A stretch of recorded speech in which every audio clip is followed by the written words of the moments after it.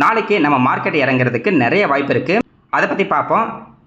வெள்ளிக்கிழமை night US market ஃபுல்லாக crash ஆகிருக்கு. அதை பற்றியும் பார்க்க போகிறோம். டிசிஎஸ் லாஸ்ட் 5 வருஷமாக நெகட்டிவ் ரிட்டர்ன் தான் வந்து கொடுத்துருக்கு. அதை பற்றி பார்ப்போம். ஐடி ஸ்டாக்ஸில் சூப்பரான நிறைய வாய்ப்பு இருக்குது. அதை பற்றியும் பார்க்க போகிறோம். குப்பிட் ஷேர் தொடர்ந்து இன்க்ரீஸ் ஆகிட்டே இருக்குது. அந்த ஸ்டாக் என்ன பண்ணலாம் அப்படின்னு பார்க்க போகிறோம்.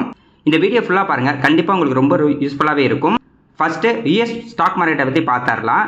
வெள்ளிக்கிழமை நைட்டு நாஸ்டாக் வந்து பார்த்தீங்கன்னா கிட்டத்தட்ட 4% வந்து கிராஷ் ஆகிருக்கு.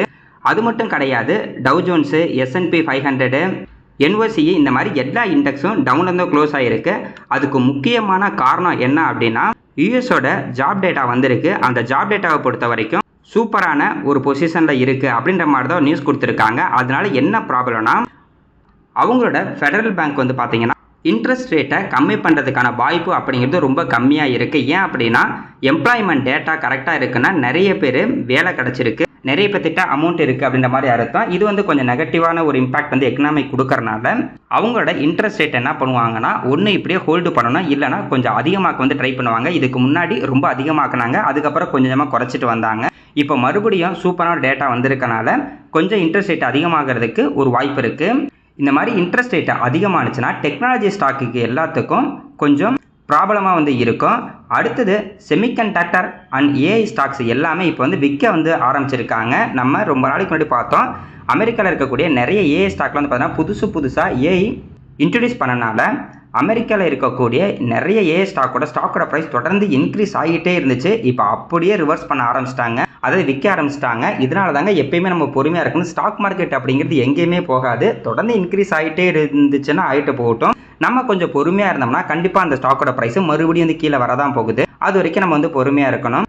அதுக்கு அடுத்தது குரூடாயரோட ப்ரைஸ் வந்து பார்த்தீங்கன்னா இன்க்ரீஸ் ஆகிட்டே இருக்குது. இந்த 3 காரணத்தினால தான் யூஎஸ் மார்க்கெட் வந்து கிராஷ் ஆகிருக்கு. பார்க்கலாம் இதோட இம்பாக்ட் நம்ம மார்க்கெட்டை நாளைக்கு நடந்தாலும் நடக்கும். இருந்தாலும் யூஎஸ் மார்க்கெட் வந்து தொடர்ந்து இன்க்ரீஸ் ஆகிடுச்சா நம்ம மார்க்கெட்டு ஏற்கனவே கீழே தான் கிடக்குது. அதனால் எந்த மாதிரி இம்பாக்ட் ஆகும் அப்போ நம்மளுக்கு தெரியல. அடுத்தது நம்ம மார்க்கெட்டை பற்றி பார்த்தலாம். நிஃப்டி 50 லாஸ்ட் ஒரு வருஷத்தில் 6.92%, அதாவது 7% நெகட்டிவ் ரிட்டர்ன் தான் இப்போதைக்கு கொடுத்துருக்கு. அது லாஸ்ட்டில் தான் இருக்குது.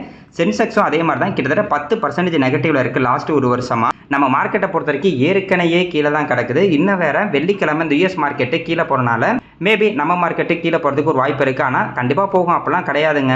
மார்க்கெட் கீழே போனாலும் ஒரு சில ஸ்டாக்லாம் வந்து பார்த்தீங்கன்னா பாசிட்டிவாக தான் இருக்கும். நம்ம கொஞ்சம் வெயிட் பண்ணி வந்து பார்ப்போம்.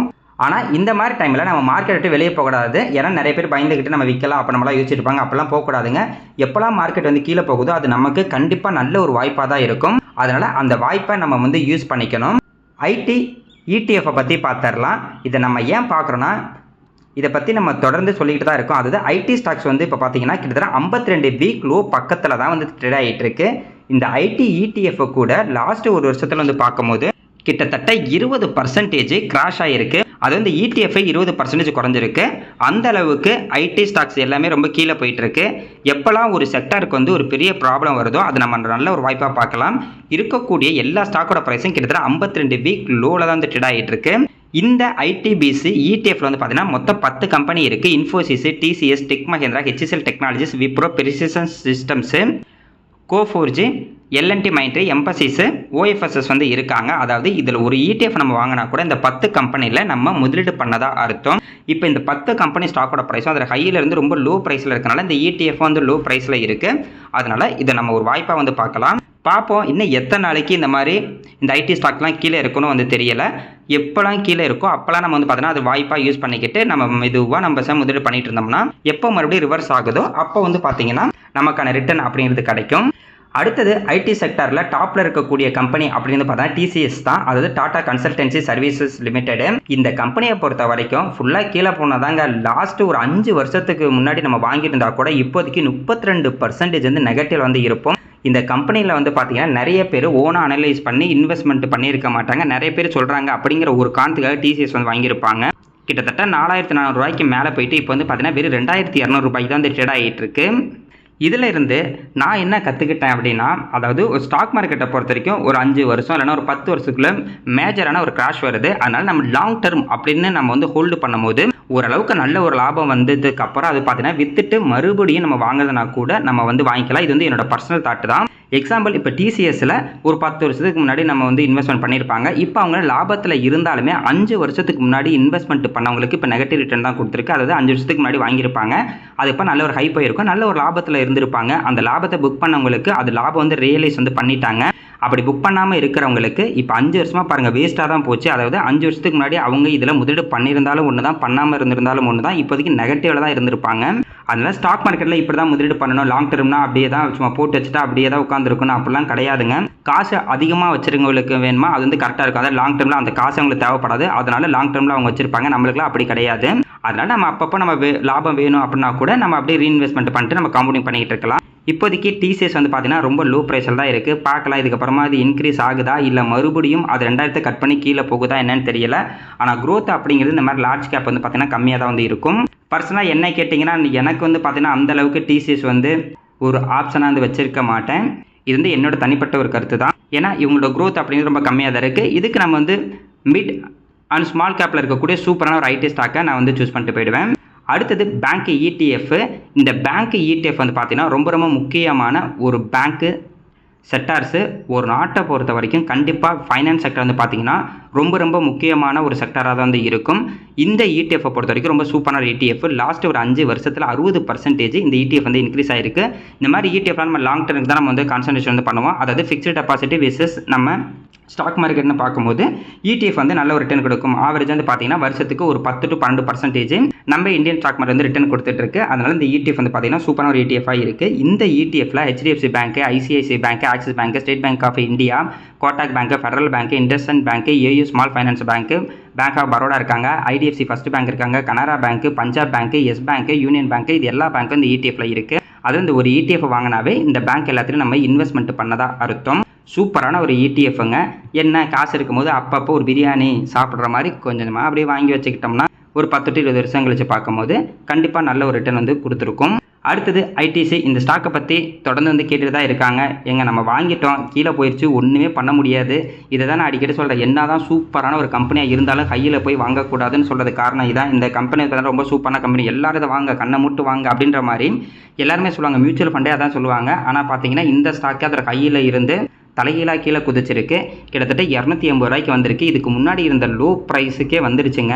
பார்ப்போம் இதோட ஸ்டாப் ஆகி மேலே இன்க்ரீஸ் ஆனால் நல்லாயிருக்கும். பி ரேஷியோ வச்சு பார்க்கும்போது இதுக்கு முன்னாடி இருந்த பி ரேஷியோ அப்படிங்கிறது 15-16 இருந்துச்சு. கரெக்டாக இந்த ஸ்டாக்கு இப்போ 16 பி ரேஷியோக்கு பக்கத்தில் வந்துருச்சு. 2023 என்ன பி ரேஷியோ இருந்துச்சோ அதே பி ரேஷியோக்கு வந்துருச்சு. லாஸ்ட் 5 வருஷத்தில் வெறும் 35% தான் இந்த ஸ்டாக்கோட ப்ரைஸ் வந்து இன்க்ரீஸ் ஆயிருக்கு. என்ன டிவிடெண்ட் ஈல்டு கொஞ்சம் நல்லாயிருக்கும். மினிமம் ஒரு 5% மேலே வரனால டிவிடெண்ட் ஈல்டு நல்ல ஒரு பர்சன்டேஜாக வந்து இருந்திருக்கும்.